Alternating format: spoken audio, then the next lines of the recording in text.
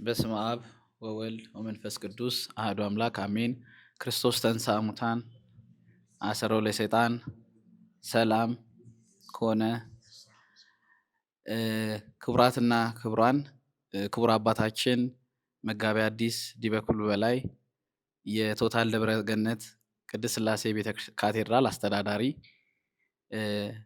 ክቡር ሊቀ ስዩማን ኪሩቤል ተፈራ የደብረ ገነት ቅድስት ሥላሴ ካቴድራል ጸሐፊ፣ የኢትዮጵያ ጃንደረባ ትውልድ ጠቅላላ ማህበር አባላት፣ የጃን ቃና ዘገሊላ ቤተሰቦች፣ ይህንን ጋዜጣዊ መግለጫ ለመከታተል የተገኛችሁ የሚዲያ አባላት በአጠቃላይ በእግዚአብሔር ስም እንኳን ለዚህ ለታላቅ ቀን ለታላቅ መግለጫ አደረሳችሁ ለማለት እወዳለሁ።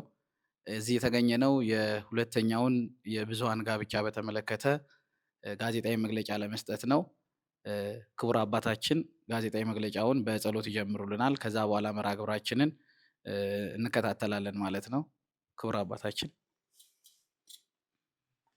በስመ አብ ወወልድ ወመንፈስ ቅዱስ አሐዱ አምላክ በቅድስት ሥላሴ ዘአመነው የተማኅፀነ ክህደከ ሰይጣን በቅድመ ዛቲ ቅድስት ቤተ ክርስቲያን እንተ ኢቲ ስሜ ማርያም ጽዮን ለዓለመ ዓለም ናኩተከ ጆነ ሴባከ ነባርከከ ጆነ ታመነከ ንስእለከ ጆነ አስተበቅዐከ ንገኒለከ ጆነ ትቀነይ ለስመከ ቅዱስ ንሰግድ ወዘለከ ይሰግድ ኩሉ ብርክ ወለከ ይትቀነይ ኩሉ ልሳን አንተ ውእቱ አምላክ አማልክቱ እግዚአብሔር ንጉሠ ነገሥት አምላክ አንተ ለኩሉ ዘሥጋ ወለኩላ ዘነስ ወንፄውሃከ በከመ መሐረነ ቅዱስ ወልድከ እንዘ ይብል አንትሙሰ ሶበ ትጼልዩ ከመ ዝበሉ።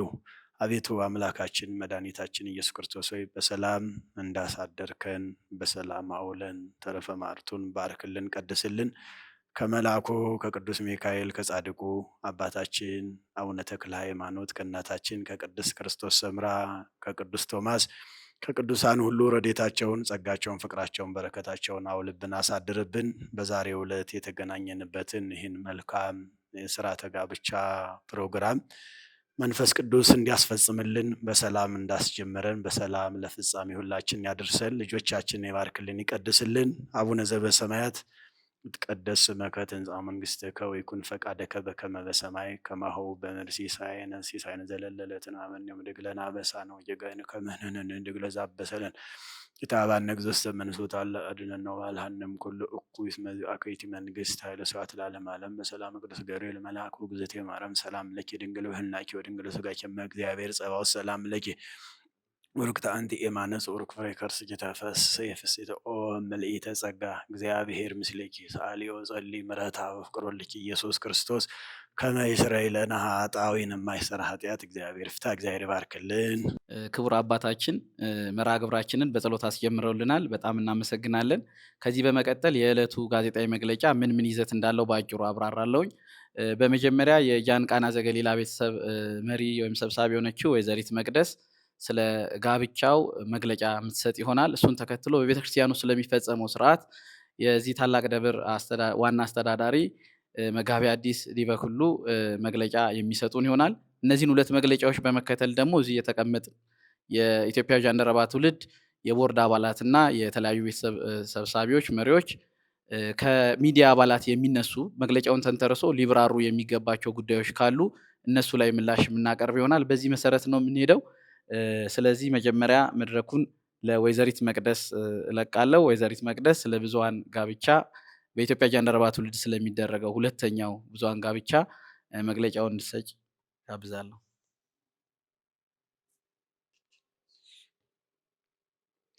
በስመ አብ ወወልድ ወመንፈስ ቅዱስ አሐዱ አምላክ አሜን። የኢትዮጵያ ጃንደረባው ትውልድ በቶታል ደብረ ገነት ቅድስት ሥላሴ ካቴድራል ግንቦት 21 ቀን 2017 ዓ.ም የሚያዘጋጀው የብዙሃን ጋብቻን አስመልክቶ የተሰጠ ጋዜጣዊ መግለጫ። መጋባት በሁሉ ዘንድ ክቡር ነው። ዕብራውያን 13:4 ኢትዮጵያዊ ጃንደረባው ትውልድ በኢትዮጵያ ኦርቶዶክስ ተዋሕዶ ቤተክርስቲያን ውስጥ ያሉ ልዩ ልዩ አገልግሎቶችን ለመደገፍ የተጠኑ ፕሮጀክቶችን በመቅረጽ የሚተገበርና ከኢትዮጵያ ኦርቶዶክስ ተዋሕዶ ቤተክርስቲያን መንበረ ፓትርያርክ ጠቅላይ ቤተ ክህነት ጽሕፈት ቤት የማህበራት ምዝገባ ክትትል እና ቁጥጥር መምሪያ የጠቅላላ ማህበራት ፈቃድ ያለው መንፈሳዊ ማህበር ነው። በማህበሩ ስር ከሚገኙ የተለያዩ መንፈሳዊ እና ማህበራዊ አገልግሎቶች ከሚሰጡ ፕሮጀክቶች መካከል ጃን ቃና ዘገሊላ ፕሮጀክት አንዱ ነው።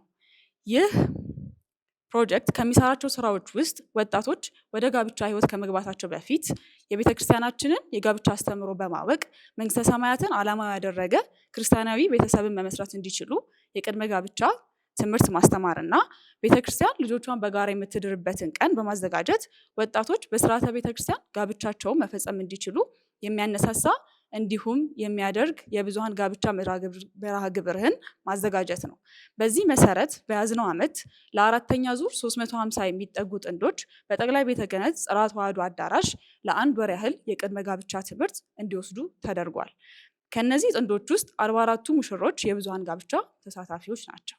ማህበራችን ይህን የብዙሃን ጋብቻ የሚያደርገው ቅድስት ቤተክርስቲያን ልጆቿን በህብረት የምትድርበትን ቀን ለማዘጋጀት ውብና ማራኪ የሰርግ ስነስርዓት በማዘጋጀት በስርዓተ ቤተክርስቲያን የሚደረግ ጋብቻ የዘመኑ ወጣቶች ምርጫ እንዲሆን ለማድረግና ከዓለማዊ የሰርግ ስርዓት ትውልዱን ለመታደግ መንግስተ ሰማያትን ዓላማዊ ያደረገ ኦርቶዶክሳዊ ቤተሰብን ለመፍጠር በአንድነት በሚፈጽሙት ሰርግ ምክንያት እንደ ቤተሰብ የሚተያዩና በማህበራዊ እና ኢኮኖሚያዊ ትብብር የሚያደርጉ ኦርቶዶክሳውያንን መፍጠር ነው። በዚህ መሰረት በቤተክርስቲያናችን ታሪክ የመጀመሪያ የሆነውን የብዙሃን ጋብቻ ጥር 28 ቀን 2015 ዓ.ም በደብረ ምጥባቅ ሰዓሊተ ምህረት ቅድስት ማርያም ወቅድስት ክርስቶስ ሰምራ ካቴድራል 23 ጥንዶችን በመዳር ተከናውኗል። በተጨማሪም ኢትዮጵያዊው ጃንደረባው ትውልድ ከተመሰረተበት ጊዜ ጀምሮ እስካሁን ድረስ 47 የውስጥ አባላት በስርዓተ ቤተክርስቲያን ጋብቻቸውን ፈጽመዋል። በዚህም ዓመት ማህበራችን ያሰናዳው ሁለተኛው የብዙሃን ጋብቻ ግንቦት 21 ቀን 2017 ዓ.ም በቶታል ደብረገነት ቅድስት ሥላሴ ካቴድራል 44 ሙሽሮችን በመዳር ይከናወናል። ሰርጉ ምን ይመስላል፣ ዝግጅቱስ እንዴት ነው የሚለውን እንደሚከተለው እንገልጻለን። ስርዓተ ጋብቻቸውን የሚፈጸመው በቶታል ደብረገነት ቅድስት ሥላሴ ካቴድራል ሲሆን ስርዓቱ እንዴት ይፈጸማል የሚለውን በተመለከተ የካቴድራሉ ዋና አስተዳዳሪ ከዚህ ቀጥሎ የሚያብራሩት ይሆናል። ጥንዶች በጃንደረባው ሚዲያ በተደረገው ጥሪ መሰረት ምዝገባ ያደረጉ ሲሆን ከተመዘገቡት ጥንዶች ውስጥ የቅድመ ጋብቻ ትምህርቱን በአግባቡ የተከታተሉ 44 ጥንዶች በዚህ መርሃ ግብር ለመሳተፍ በዝግጅት ላይ ይገኛሉ። ከ44ቱ ጥንዶች ውስጥ 3ቱ ጥንዶች ከድሬዳዋ፣ 1 ጥንድ ከሐረር መጥተው ጋብቻቸውን የሚፈጽሙ ይሆናል። ጥንዶቹ የቅድመ ጋብቻ ትምህርቱን ከሌሎች ወጣቶች ጋር በመሆን በጠቅላይ ቤተ ክህነት ጽርሐ ተዋሕዶ አዳራሽ ለ1 ወር ያክል እንዲወስዱ ተደርጓል። የንስሐ አባት የሌላቸው ጥንዶች የንስሐ አባት እንዲይዙ በንስሐ ሕይወት ተመላልሰው በጸሎት ተግተው ራሳቸውን ስጋው ደሙ ለመቀበል ዝግጁ አድርገዋል። ሙሽሮች የንስሐ አባቶቻቸውን ጨምሮ 21 እንግዶች እንዲጠሩ ይደረጋል። ከሙሽሮቹ ብዛት አንጻር ሚዜ አይኖራቸውም። በቤተ መቅደስ በሚደረገው ስርዓተ ጋብቻ እና ጸሎተ ቅዳሴ ላይ ምዕመናን ሁሉ ተገኝተው የደስታቸው ተካፋይ እንዲሆኑ ሙሽሮቹ በጃንደረባው ሚዲያ ጥሪ ማቅረባቸው ይታወሳል። ይሁንና በአዳራሽ በሚደረገው የምሳ ግብዣ መርሃ ግብር ላይ የሙሽሮች ተጋባዥ ቤተሰቦች፣ ሌሎች የክብር እንግዶች፣ መዘምራንና የኢጃት አስተባባሪዎችን ጨምሮ 1500 ሰዎች የሚገኙ ይሆናል። ግንቦት 19 ቀን 2017 ዓ.ም ጋብቻቸው በሚፈጸምበት በቶታል ደብረገነት ቅድስት ሥላሴ ካቴድራል ከ200 ሰዎች በላይ በሚገኙበት ደማቅ የፊርማ ስነስርዓት የሚፈጸም ሲሆን በዕለቱ ቃለ ወንጌልና ዝማሬ ይኖራል።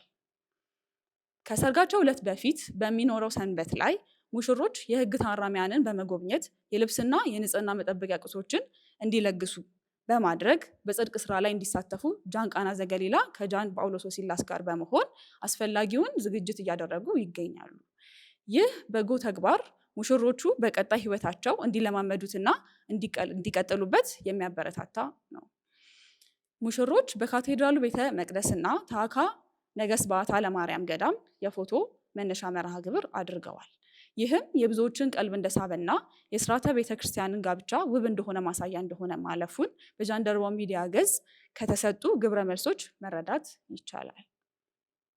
ቀኖና ቤተክርስቲያንን ጠብቆ ውብና ማራኪ የቤተክርስቲያን ጋብቻ ስነስርዓት ማዘጋጀት አንዱ የብዙሃን ጋብቻ ዓላማ እንደመሆኑ መጠን ይህ የብዙሃን ጋብቻ ደረጃውን የጠበቀ የቤተክርስቲያናችንን ውበትና ክብር የሚያሳይ እንዲሆን ለማድረግ በጃን አጋፋሪ ወይም ጃን ኢቨንትስ፣ ጃን ያሬድ፣ ጃን ምኩራብ ወይም ጃን ሚዲያ፣ ጃን ህንደኬ እንዲሁም በጃን ቃና ዘገሊላ አባላት ከፍተኛ ዝግጅት እየተደረገ ይገኛል።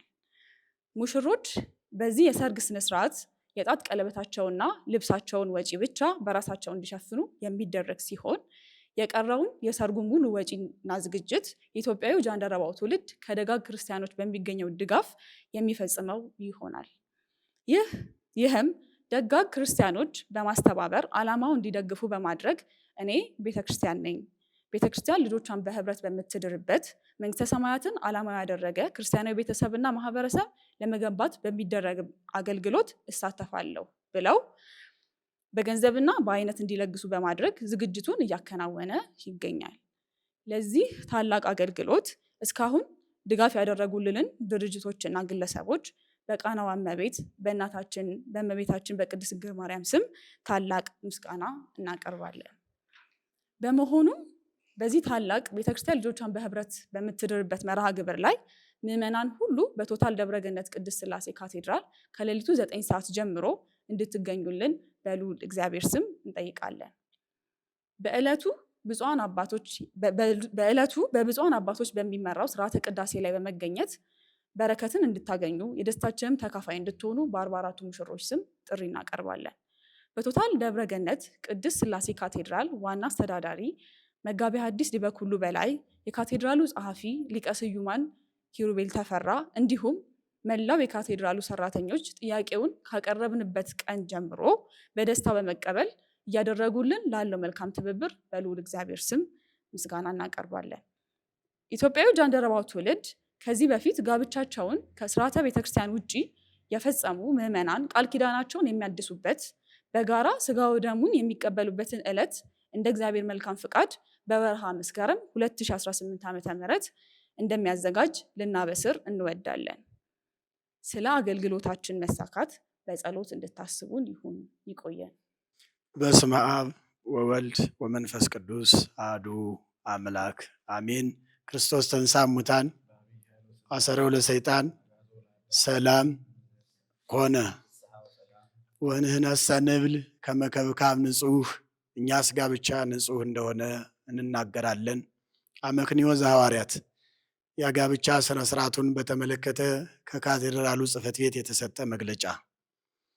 በኢትዮጵያ ኦርቶዶክስ ተዋሕዶ ቤተ ክርስቲያን በመንበረ ፓትርያርክ ጠቅላይ ጽሕፈት ቤት የማህበራት ማደራጃ በኩል በተጻፈልን ደብዳቤ መሰረት ከዚህ በፊት መግለጫ የሰጡት የማህበራቱ አባላት ባደረሱት ጊዜ ሁሉንም ማመልከቻ ተመልክተን ሁሉም ሙሽሮች ከሰርጋቸው በፊት ሁሉም በካቴድራሉ ስታሲስ ክፍል ማስገባት ያላቸውን ሰነድ እንዲያስገቡ ተደርጓል። በሚቀጥለውም ሳምንት በደማቅ ስነ ስርዓት ፊርማ በደብራችን አዳራሽ ስርዓተ ፊርማቸውን እንዲፈጽሙ ይደረጋል። ሁለተኛ ሙሽሮችን በሰርጋቸው ዕለት ከሌሊቱ 8 ሰዓት ተኩል ጀምሮ ወደ ቤተ መቅደስ ሲደርሱ ዲያቆናትና እንዲሁም የደብሩ አገልጋይ ካህናት በሙሉ መስቀል ይዘው አጅበዋቸው እንዲገቡ ካደረግን በኋላ 9 ሰዓት ላይ የጋብቻ ስነ ስርዓቱን የምንፈጽም ይሆናል። ሶስተኛ የቃል ማስገባትና ቀለበት የማድረግ ስርዓቱን ለየብቻ የሚደረግ ሲሆን ከ1 ሰዓት እስከ 2 ሰዓት እንደሚወስድ እንገምታለን። በተክሊል ስርዓት ለሚያደርጉት በቅድሚያ ጸሎተ ተክሊል ተደርጎ በመቀጠልም በማስባን በቁርባን ጋብቻቸውን ለሚፈጽሙት ጸሎት የሚደረግ ይሆናል።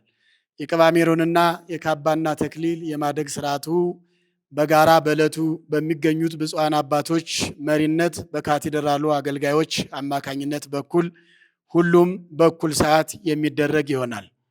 ሶስተኛ በመቀጠልም ምስማክና ወንጌል ተነቦ ወደ ቅዳሴ ስርዓቱ ይገባል። በ3 ወንበር ወይም በ3 መንበር ቅዳሴ የሚደረግ ሲሆን በመሃል መንበር በሚደረገው ስርዓተ ቅዳሴ በሊቀ ጳጳስ የሚመራ ይሆናል። ሙሽሮቹ በአባቶች እየተባረኩ ቅዳሴው ከተጠናቀቀ በኋላ የካቴድራሉ ሊቃውንት ወረብ ያቀርቡላቸዋል።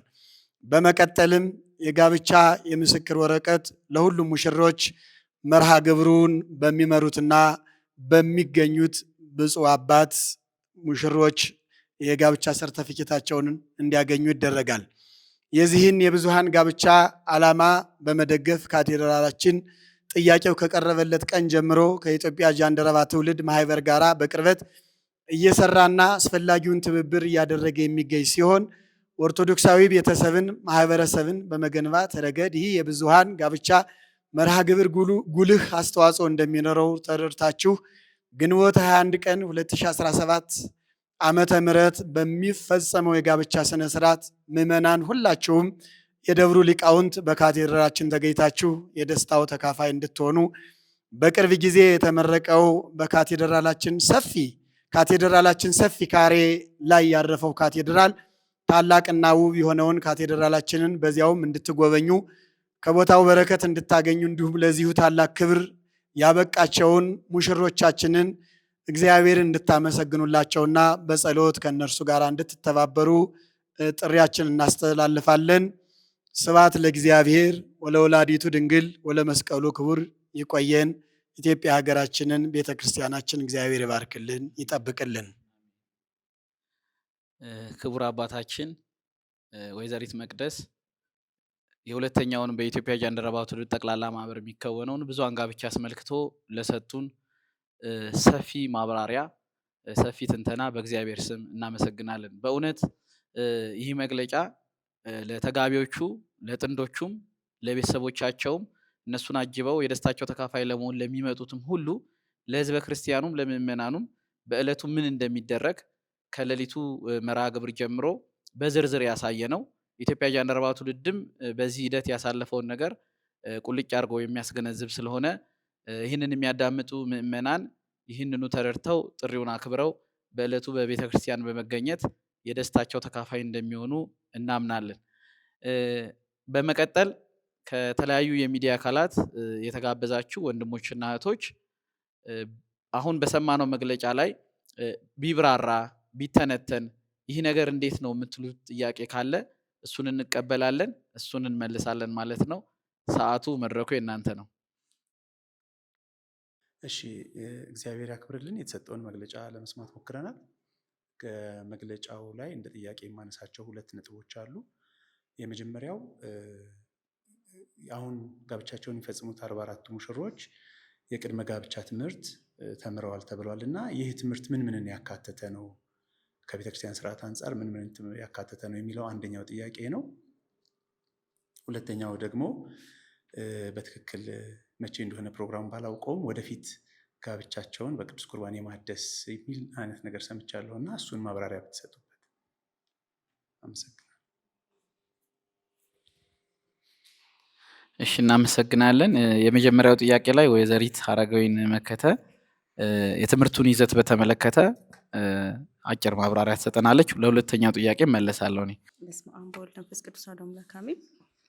የመጀመሪያው ጥያቄ የቅድመ ጋብቻ ላይ ትምህርት የተማሩት የትምህርት አይነቶች ምን ምንድን ናቸው የሚል ነው።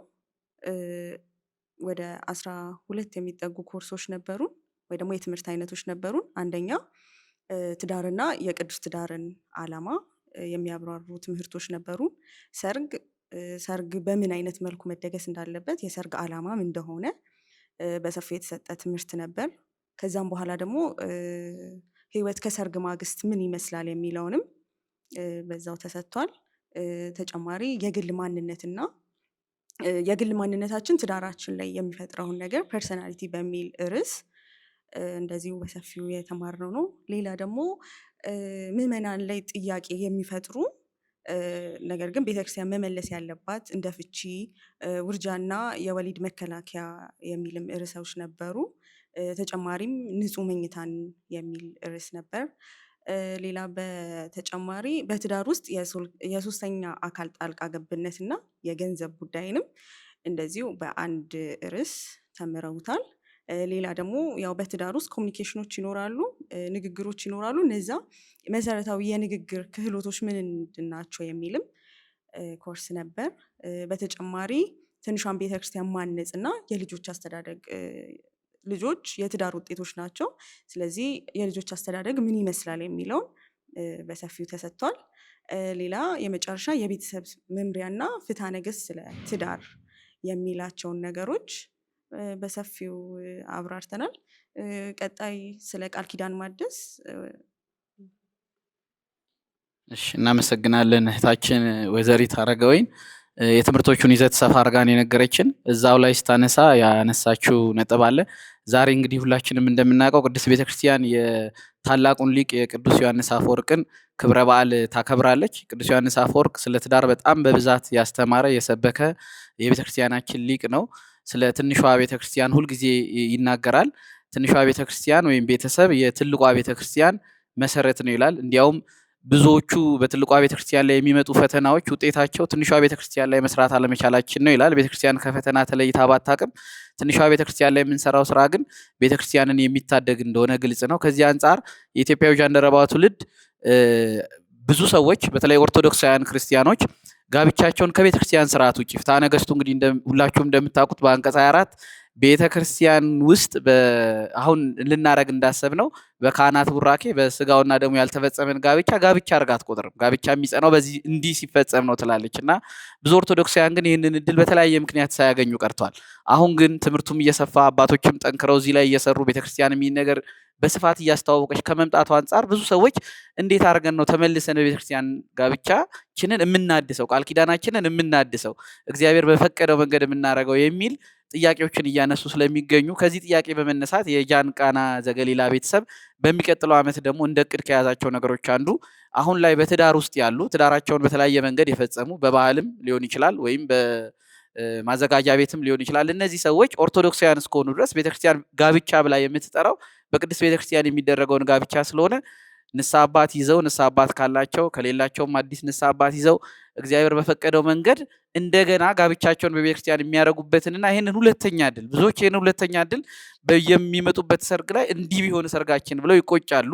ይህንን ቁጭታቸውን እንግዲህ ወደ ተግባር ለውጠን ወደ ውጤት ለውጠን የምናደርግበትን የስራ ሁኔታ እያቀድን ያለ ነው። በዚህም አሁን ላይ ቀና ትብብር እያደረገልን ያለው ታላቁ ደብር የቶታል ቅድስት ሥላሴ ካቴድራል እንደዚሁም በሚቀጥለውም በሚደረጉት ላይ ከጎናችን ቆሞ ይህንን ስራ በአባታዊ ምክር ድጋፍ አቅጣጫ በመስጠትም እንደዚሁ እንደሚያበረታቱ ተስፋ እናደርጋለን። ስለዚህ የጋብቻ ቃል ኪዳን እድሳት የሚባለው ይሄን ነው።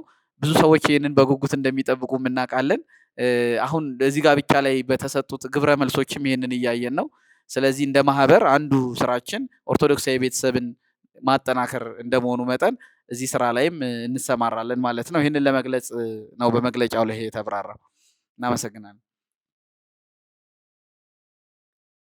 ሌላ ጥያቄ ከሌለ በመካከላችን የደብሩ ዋና ጸሐፊ ሊቀ ስዩማን ኪሩቤል ተፈራም ተገኝተዋል። እስካሁን የደብሩ የስብከተ ወንጌል ክፍልም አባላትም ስላሉ እስካሁን የተነሱ ጉዳዮች ላይ ሀሳቦችን ካለ የሚጨምሩት ነገር ካለ እሱን እንሰማና በመጨረሻ በደብሩ ዋና አስተዳዳሪ ቃለ ምዕዳን መልእክት መግለጫችንን እናጠቃልላለን ማለት ነው። ወደ እነሱ ልለፍ። ለዚህ ዕለት ለዚህ ሰዓት ያደረሰን አምላክ ምስጋና ለእርሱ ይሁን። ክርስቶስ ተንሥአ እሙታን አግዓዞ ለአዳም ሰላም ከሆነ እናንተን ወጣቶች እንዲህ ቤተክርስቲያንን በዚህ መልክ በዚህ አኳኋን ጊዜውን ዘመኑን በዋጀ ሁኔታ እንዲህ ወጣቶች ጋብቻቸውን በስርዓተ ቤተክርስቲያን እንዲያደርጉ ቤተክርስቲያን እንዲታቀፉ የጠፉትን በጎች የመፈለግ ስራ ነውና ይህ ስራ እንዲሰራ ሐሳብ አመንጭታችሁ በዚህ ጊዜ ላይ ትልቅ ያልታየ ስራ ነውና እየሰራችሁ ያላችሁት እናንተን ማህበሩን ማመስገን ያስፈልጋል። በዚህ ስራ ላይ ደግሞ እንድትበረቱ እንድትጸኑ ቤተክርስቲያን ትጸልይላችኋለች። ወደዚህ ካቴድራል ስትመጡ ይህንን ሐሳብ ይዛችሁ ደስ ብሎን የሚበረታታ ሐሳብ ነው ብለን ነው የተቀበልናችሁ። በእርግጥም የሚበረታታ ነው። ከዚህ በኋላም ባለ እንቅስቃሴያችሁ ሁሉ ያልታየውን ትኩረት ያላገኘውን የቤተክርስቲያንን የአገልግሎቷን ሂደት ክፍተት አይታችሁ ነውና እየሞላችሁ ያላችሁት። በእውነት ካቴድራላችን ብቻ ሳይሆን እንደ መዋቅርም ከላይ ጀምሮ ሌሎችም ካቴድራሎች፣ አድባራት፣ ገዳማት እናንተን ማገዝ መደገፍ ይገባቸዋል የሚል ሐሳብ አለን። ስለዚህ ይህ የታቀደበት የታሰበበት በተሰጠው መግለጫ እቅድ ተይዞበት እየተካሄደ ያለው ይሄ የብዙሃን ጋብቻ ይሳካ በአግባቡ ይፈጸም ዘንድ ለሁሉም ለሌሎችም ትምህርት እንዲሆን በሆነ አኳኋን ይከናወን ዘንድ እግዚአብሔር እንዲረዳን እንጸልያለን። የሚጠበቅብንንም ሁሉ እናደርጋለን። ስለ ሁሉም ነገር እግዚአብሔር አምላክ የተመሰገነ ይሁን። እናንተን ወጣቶችን ደግሞ እግዚአብሔር አምላክ ከዚህ በጎ የተቀደሰ ሐሳባችሁ ጋር ረጅም ዕድሜ ጤናን ያድላችሁ። ለቤተ ክርስቲያን ዋስ ጠበቃ ናችሁና በዚሁ አቅማችሁ ላይ ሌላ ጸጋን ሌላ ሀብትን እግዚአብሔር አምላክ እያደለ ለበለጠ ስራና አገልግሎት ያብቃችሁ። እግዚአብሔር ይስጥልን፣ ፍጻሜውን ያሳምርልን። እስከ ስለ ሁሉም ነገር እግዚአብሔር የተመሰገነ ይሁን። እንግዲህ የተሰጠው መግለጫ እንዳጠቃላይ ሁሉም የኢትዮጵያ ሕዝበ ክርስቲያን ከላይ እስከታች ያለው የሚያየው የሚመለከተውና የሚሰማው ሆኖ እንዳለ ሆኖ እንዳጠቃላይ የቤተ ክርስቲያን የካቴድራል ከተመረቀ እንግዲህ 6-7 ወራት ባለበትና አገልግሎቱን ጀምሮ በሚሰራበት ሰዓት 44 ሴቶች፣ 44 ወንዶች፣ 88 ሙሽሮች በዚህ ዕለት ይህን መርሃ ግብር እግዚአብሔር የሚመራው መርሃ ግብር ነው። ጋብቻ የፈቀደው እግዚአብሔር ነው። ጋብቻን ስርዓቱን ሕጉን የባረከው የቀደሰው እርሱ አምላካችን ሲሆን እኒህ ሙሽሮችን በዚያ ቀን በዚህ በአዲሱ ካቴድራል መጥተው በሚፈጽሙት ስርዓት ላይ የሚያገኙት መንፈሳዊ አገልግሎት፣ መንፈሳዊ አስተምሮ ቅድም ከመግለጫው እንደሰማነው እንዳየነው ትምህርቱን ወስደዋል፣ እውቀቱን አግኝተዋል፣ ሕጉ የሚፈቅደውን ፈጽመዋል፣ ተጫጭተዋል፣ ተፈቃቅደዋል፣ ተፋቅረዋል፣ አንድነታቸውን መስርተዋል።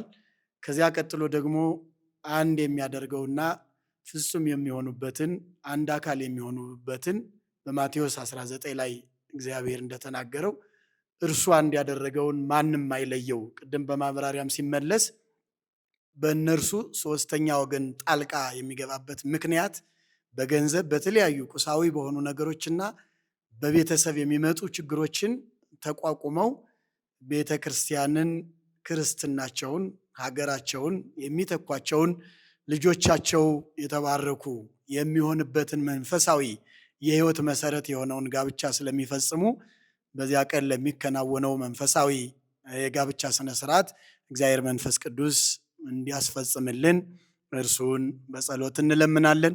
እመቤታችን የቃናው ዘገሊላ የጋብቻው ዕለት የጎደለውን የመላች ሁሌም በየማዕዳችን በየመርሃ ግብራችን በመንፈሳዊ ጉዟችን የማትለየን እመቤታችን ቅድስት ድንግል ማርያም እርሷን በምልጃ ጸሎቷ አትለየን። እናንተም ይህ ማህበር ትውልድ ላይ መስራት ትልቅ አስተዋጽኦ ነው። ጋብቻው ያልተባረከ በቅዱስ ሥጋው በክቡር ደሙ ያልሆነ ሕይወት ለመንፈሳዊ ሕይወትም ለዓለማዊ ሕይወትም ለአንድነቱም ለኑሮውም ለክርስትናውም ለቤተ ክርስቲያንም ለሀገሪቷም ብዙ ምቹ ሁኔታ ሊፈጥር የሚችል ትውልድ መተካት ስለማይቻል እዚህ ላይ በመስራታችሁ በእውነት ቤተ ክርስቲያን ታመሰግናችኋለች። እኛም እንደዚህ ተቋም ጽሕፈት ቤት ኃላፊነታችን የዚህ ደብር ሰበካ ጉባኤም ጽሕፈት ቤት ሰምቶት ሊቃውንቱም ሰምቶ በጉጉትና በፍቅር የምንጠብቀውና ሁላችንም በጋራ ተገኝተን የምናገለግልበት ዕለት ስለሆነ ቀኑም ደግሞ የተባረቀ ቀን የእመቤታችን የቅድስት ድንግል ማርያም ግንቦት 21 እንደዚያው ትልቅ አበይት በዓላት ከሚባሉት አንዱ ነው። ከዚያም ቀጥሎ ደግሞ ዕርገት ነው። የተደራረቡ መንፈሳዊ አገልግሎቶች የምንሰጥበትና ታላላቅ አበይት በዓላቶች የሚውሉበት ዕለትም ስለሆነ ይህ በዓል የሰመረ ያማረ የተወደደ ሆኖ ልጆቻችንም በዚህ ቀን ተባርከው ተቀድሰው በመንፈሳዊ አገልግሎታችንም ተደስተው ቤተ ክርስቲያንን የሚያገለግሉና የሚወዱ አገልጋዮቿንም የሚደግፉ እንዲሆኑ እግዚአብሔር እንለምናለን። በዚህ ሰዓት እንደዚያው ሰብስቦ ይህን መርሃ ግብር በጸሎት ጀምረን የተለያዩ ሀሳቦችን ለሕዝቡ፣ ለሙሽሮችም፣ ለሚዜዎችም፣ ለቤተሰቦቻቸውም መልካም ምኞት እና መግለጫ እንድንሰጥ የወደደ የፈቀደ ቅዱስ እግዚአብሔር ስሙ የተመሰገነ ይሁን። ከመልአኩ ከቅዱስ ሚካኤል ከእናታችን ከቅድስት ድንግል ማርያም ከእናታችን ከቅድስት ክርስቶስ ሰምራ ከጻድቁ አባታችን አቡነ ተክለ ሃይማኖት፣ ከቅዱስ ቶማስ፣ ከቅዱስ ዮሐንስ አፈወርቅ፣ ከሁሉም ቅዱሳን ረድኤታቸውን፣ ጸጋቸውን፣ ፍቅራቸውን፣ በረከታቸውን ያውልብን ያሳድርብን። አባታችን ሆይ በሰማያት የምትኖር ስምህ ይቀደስ፣ መንግሥትህ ትምጣ፣ ፈቃድህ በሰማይ እንደሆነች እንዲሁ በምድር ትሁን። የዕለት እንጀራችንን ዛሬ ስጠን፣ በደላችንን ይቅር በለን እኛ የበደሉንን ይቅር እንደምንል። አቤቱ ወደ ፈተና አታግባን፣ ከክፉ ሁሉ አድነን እንጂ መንግሥት ያንተ ናትና ኃይል፣ ክብር፣ ምስጋና ለዘላለሙ አሜን። እመቤታችን ቅድስት ድንግል ማርያም ሆይ በመልአኩ በቅዱስ ገብርኤል ሰላምታ ሰላም እንልሻለን። በሐሳብሽ ድንግል ነሽ፣ በሥጋሽም ድንግል ነሽ። አሸናፊ እግዚአብሔር እናት ሆይ ሰላምታ ላንቺ ይገባሻል። ከሴቶች ሁሉ ተለይተሽ አንቺ የተባረክሽ ነሽ፣ የማኅፀንሽ ፍሬ ኢየሱስ ክርስቶስ የተባረከ ነው። ጸጋን የተመላሽ ቅድስት ሆይ ደስ ይበልሽ፣ ልዑል እግዚአብሔር ከአንቺ ጋር ነውና ከተወደደው ልጅ ከጌታችን ከመድኃኒታችን ከኢየሱስ ክርስቶስ ዘንድ ይቅርታና ምሕረትን ቸርነትን ለምኝልን፣ ኃጢአታችን ያስተስሪ ለዘላለሙ። የማይሰራ ኃጢአት እግዚአብሔር ይፍታ። እግዚአብሔር በሰላም ያውልልን።